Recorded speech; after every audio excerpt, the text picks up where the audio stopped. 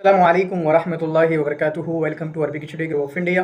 Arabic study group of India में हम आपको खुशामदीद कहते हैं और आपका इस्तकबाल करते हैं। अगर आप हमारे चैनल पर नए हैं तो प्लीज़ चैनल को सब्सक्राइब कीजिए और अपने दोस्तों के साथ इसको ज़रूर शेयर कीजिए। ठीक है, जो भी बच्चे अरबिक से रिलेटेड हैं या इसी तरीके से अब आने वाले समय में हम जो है जीके से रिलेटेड वीडियोस, इसी तरीके से बेसिक जो अरबिक है, बेसिक अरबिक ग्रामर है, उससे रिलेटेड भी वीडियोस इंशाल्लाह यूट्यूब पे डाल रहे होंगे। तो आप अरबिक से रिलेटेड या जीके से या किसी भी तरीके की कॉम्पिटिटिव एग्जाम की जो तैयारी कर रहे हैं, आप उन तक हमारे इस चैनल को शेयर कर सकते हैं ताकि वो तमाम के तमाम इस चैनल से इस्तेफादा कर सकें और हमारी भी किसी भी तरीके से कुछ मदद हो सके। आज की इस वीडियो में हम बात करेंगे और जिक्र करेंगे, एनालिसिस करने की कोशिश करेंगे या कुछ लर्निंग्स अगर हमें मिल रही हैं यूजीसी नेट एग्ज़ाम से जो अभी हुआ है 20 तारीख को, 2 दिन पहले जो एग्ज़ाम हुआ है, उससे रिलेटेड क्या पैटर्न चेंज हुआ, क्यों पैटर्न चेंज हुआ, इससे ताल्लुक़ से हम आज गुफ्तगू करने की कोशिश करेंगे।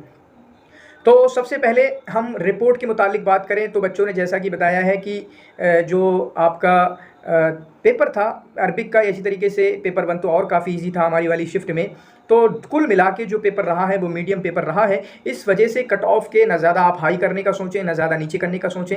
जो आम तौर पर जनरल जो कट ऑफ रही है, ठीक है, जनरल जो मतलब अमूमन जो कट ऑफ रहा करती थी पिछले दिनों में, उसी तरीके की कट ऑफ रहने की उम्मीद है। यानी अगर आपके नंबर आ रहे हैं जनरल कैटेगरी में 72, 73, 74, 75, तो आपका जेआरएफ की उम्मीद है इंशाल्लाह। ठीक है, और इसी तरीके से आपका 70, 75, 72, 71 अगर ओबीसी में आ रहे हैं तो वहाँ पे जेआरएफ आपका आ रहा होगा इंशाल्लाह। मतलब इस तरीके का आप समझेंगे।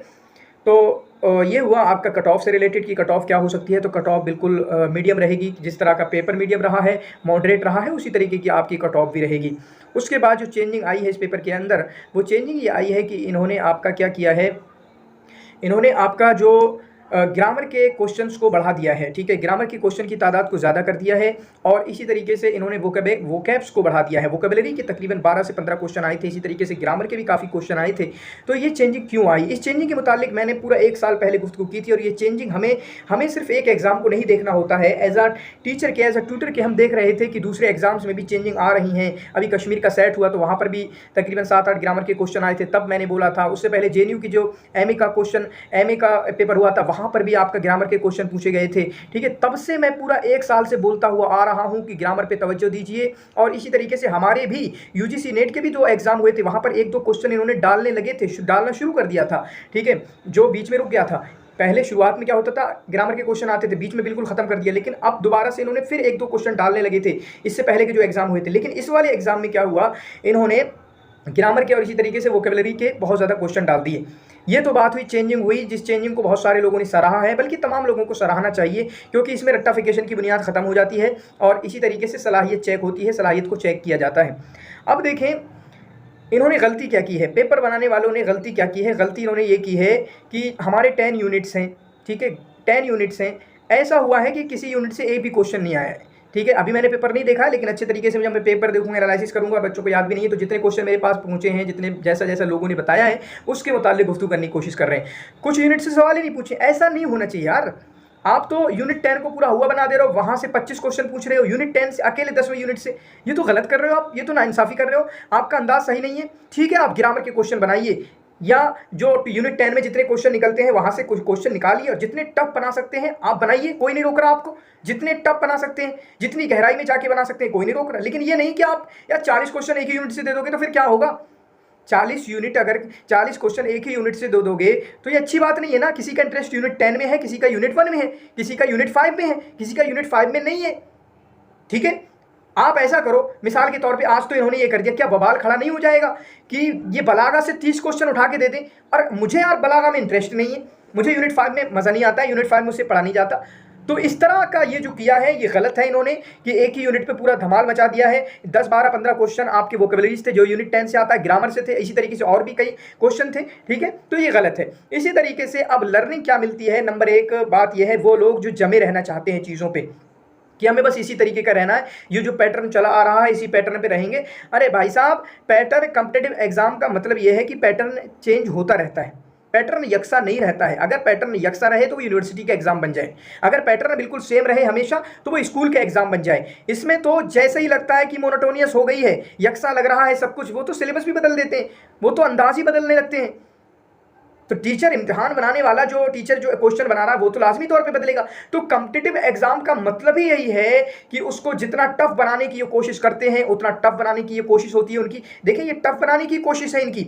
जो ग्रामर के वोकेबलरीज के इतने क्वेश्चन डाल दिया, यूनिट 10 से ही सिर्फ पूरे 20-22 क्वेश्चन डाल दिए, 25 क्वेश्चन, ये टफ बनाने की कोशिश है इनकी, मुश्किल बनाने की कोशिश है इनकी, ठीक है। लेकिन जो इन्होंने टफ बनाने की कोशिश की ये इस अंदाज में काफ़ी खूबसूरत है, क्योंकि जो बच्चे जिनका ट्रांसलेशन अच्छा है, जिनकी अरबिक इंग्लिश दोनों अच्छी है, उनको बिल्कुल कोई दिक्कत नहीं हुई। इसी तरीके से जिनकी ग्रामर अच्छी है, ग्रामर तो बच्चे मदरसे से पढ़ के आते हैं, मोस्टली बच्चे तकरीबन 80% बच्चे 70% बच्चे मदरसे से पढ़ के आते हैं, तो उनकी ग्रामर अच्छी होती है, तो उनको कोई दिक्कत नहीं हुई। इस तरह की चेंजिंग से उनको कोई प्रॉब्लम नहीं हुई। लेकिन जो बच्चे स्कूल से पढ़ के आते हैं, 12वां उन्होंने, ठीक है, ये गवर्नमेंट स्कूल से किया हुआ होता है, अरबिक से कोई उनका लेना देना नहीं होता, बीए के बाद अरबिक पढ़ना शुरू करते हैं, तो उन बच्चों को काफ़ी दिक्कत का सामना करना पड़ा है, ठीक है, वोकेबलरीज में भी और इसी तरीके से अरबिक ग्रामर के उनमें भी, ठीक है। तो ये याद रखें, आगे भी याद रखना हमेशा, कॉम्पिटिटिव एग्जाम का मतलब है चेंजिंग होना लाजमी है। आप सेम पैटर्न की उम्मीद नहीं कर सकते हैं।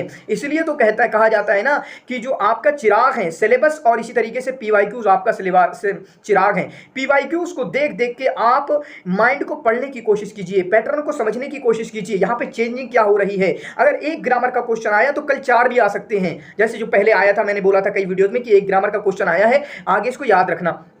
अगर एक ग्रामर का क्वेश्चन आया है तो आगे 5 भी ग्रामर के क्वेश्चन आ सकते हैं, अगर आज 5 आए हैं तो आगे 10 भी आ सकते हैं, ठीक है। तो चेंजिंग होती रहेगी। अब इस ताल्लुक से याद रखें, हम बताएंगे इंशाल्लाह ये कहाँ से पढ़ना है। तो अब याद रखें, यहाँ पर इस बात को याद रखें कि आप ये मत समझें कि अब अरबिक लिटरेचर को हम अहमियत नहीं देंगे। अरे भाई साहब, मुंह की खानी पड़ेगी, इतना ऊंचे से गिराएंगे ना ये आपको, बहुत ऊपर ले जाके नीचे पटक देंगे।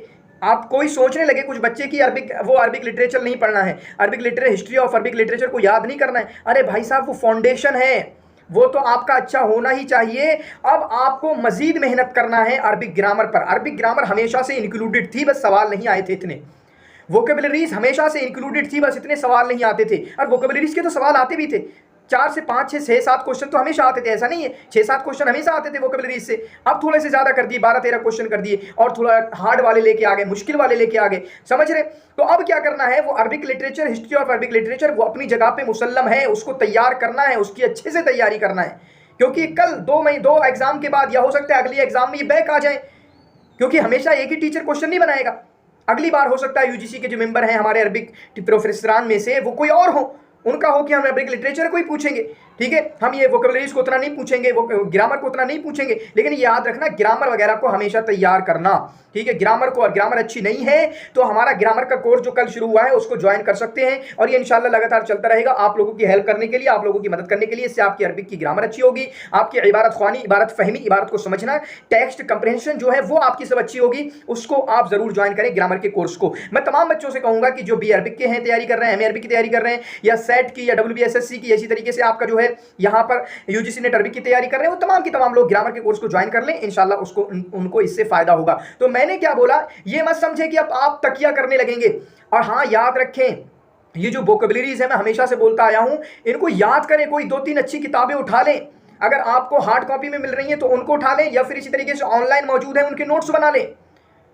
1-2 किताब आप वोकेबलरीज पे जरूर पढ़ें, या इसी तरीके से आप दूसरी हैबिट अगर डेवलप कर सकते हैं, वो हैबिट क्या होगी, न्यूज़पेपर पढ़ने की, अरबिक न्यूज़पेपर पढ़ना। अरबिक न्यूज़पेपर पढ़ो, वहां से उसका ट्रांसलेशन इंग्लिश में करते रहो, अपने आप से भी 4-5 खबरें रोजाना पढ़ो, ठीक है, और उनकी वोकेबलरीज नोट करते रहो। आपका ट्रांसलेशन भी अच्छा होगा, आपकी वोकेबलरी भी अच्छी होगी, आपकी अरबिक भी अच्छी होगी न्यूज़पेपर पढ़ने से, और इंग्लिश का चूंकि आप ट्रांसलेशन देख रहे हैं तो इंग्लिश भी अच्छी होगी। तो ये हैबिट डेवलप कर सकते हैं। सलाहियत बनाने पर फोकस करना चाहिए। जब सलाहियत होती है ना तो एग्जाम की चेंजिंग कुछ नहीं कर सकती।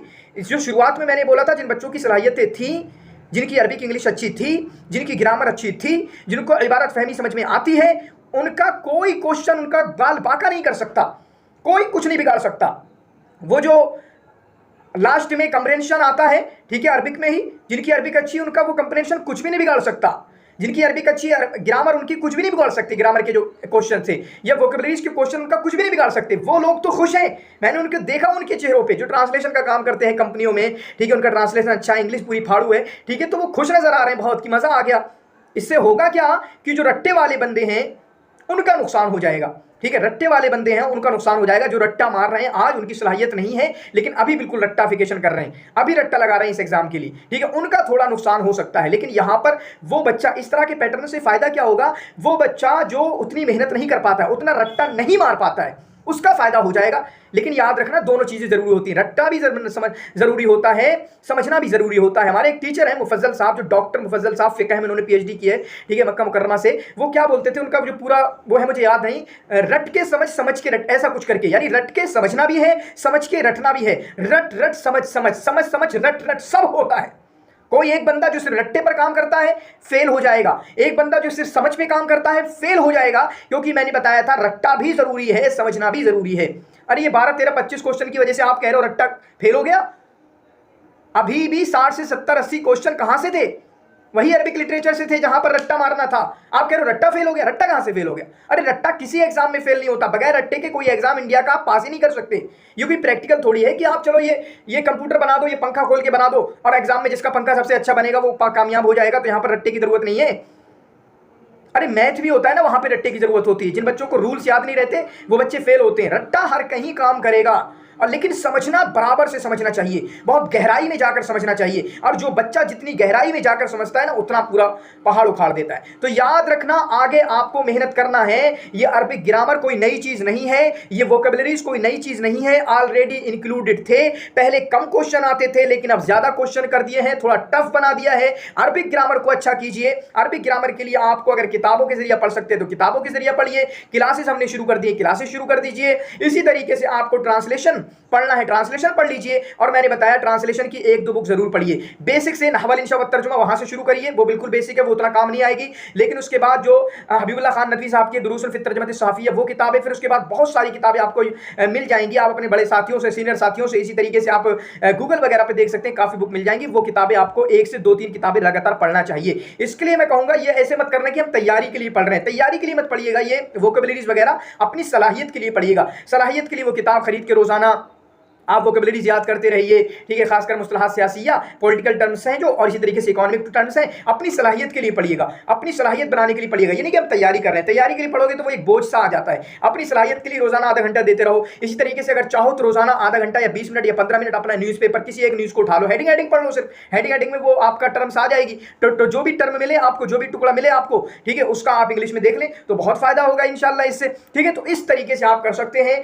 और ये जो चेंजिंग हुई है ये खुशाइंद है, इसमें कोई दिक्कत की बात नहीं है, कोई प्रॉब्लम की बात नहीं है। जिन बच्चों की सलाहियतें हैं, और बिल्कुल ये चेंजिंग होना भी चाहिए थी, ये चेंजिंग होना भी चाहिए थी, क्योंकि 2018 से पहले सब्जेक्टिव होता था, लेकिन जब ऑब्जेक्टिव आ गया तो ऑब्जेक्टिव में क्या हो रहा है कि जिन बच्चों की सलाहियत भी नहीं है, उनको पढ़ना भी नहीं जा रहा है, समझ में कुछ नहीं आता है उन्हें, ठीक है, अरबिक नहीं आती, उनको इंग्लिश नहीं आती, अरबिक ग्रामर ट्रांसलेशन नहीं आता, तो वो भी जीआरएफ निकाल रहे थे, वो भी नेट निकाल ले रहे थे। जिसकी वजह से असातिज़े किबार, जो हमारे बड़े बड़े प्रोफेसरांस हैं, उनका ये मानना हुआ कि इस तरीके के क्वेश्चन बनाए जाए। चुनांचे आपने देखा एनटीए ने खुद जानबूझ के तमाम पेपर्स में कंप्रेंशन को डलवा दिया, ठीक है। कंप्रेंशन एक चीज हो गई, फिर उसके बाद ग्रामर, ताकि इस तरह की चीजें हो सके, और ये बहुत अच्छा है, इसमें कोई दिक्कत की बात नहीं है। जिनको प्रॉब्लम है वो अपनी सलाहियत बनाए। देखिए सलाहियत नहीं होगी, और मैंने हमेशा से बोला सलाहियत नहीं होगी, अगर अरबिक लैंग्वेज आपको नहीं आती है तो आपका जेआरएफ नहीं निकलेगा, टाइम लगेगा, बहुत टाइम लगेगा, 6 अटेम्प्ट आपको लग जाएंगे, और लग रहे हैं, हम लगते हुए देख रहे हैं। इंग्लिश भी अच्छी कीजिए, पेपर 1 में आपकी हेल्प होगी और यहाँ पे भी हेल्प होगी।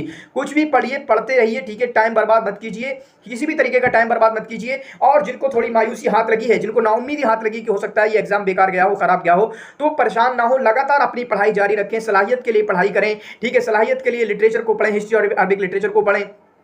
उनको लगता है कि और ज़्यादा मालूमात की ज़रूरत थी, तो अलग अलग किताबें जो बिल्कुल मसादरे मुहिम्मा समझे जाते हैं, उम्महातुल कुतुब मानी जाती हैं, तारीख़ुल अदब अरबी में उन किताब का मुताला करें, ठीक है। उनसे अंडरस्टैंडिंग डेवलप होती है, उनसे समझ में आता है कि ये शायर ऐसा था तो क्यों था, इस शायर ने हिजा की तो क्यों की, मदह की तो क्यों की, ठीक है, ज़्यादा मदह क्यों की, ज़्यादा हिजा क्यों की, ये शराब क्यों पीता था, इस पर ऐसा क्यों था, वो क्यों था। जब ये समझ में आता है ना, लॉजिक जब लगती है कि ऐसा क्यों था, जब वाई लग जाता है तो बड़ा मज़ा आता है। हमें एक बार एक रट्टा मार लो, ये शराब पीता था, बस खत्म बात। अरे शराब क्यों पीता था, अख्तल ने अपनी सौतेली माँ की बुराई की तो क्यों की, वजह भी तो पता चलना चाहिए ना। जब वजह पता चल जाती है वो हमारे दिल दिमाग में घुस जाता है। हुतैया ने अपने आप की, अपने नफ्स, अपने अब्बू की, अपनी अम्मी की, सबकी बुराई क्यों की, हिजा हुजू क्यों की, समझ रहे हैं। जब ये लॉजिक समझ में आता है, वाई समझ में आता है कि ऐसा क्यों हुआ, तब जाके वो नॉलेज पक्की होती है।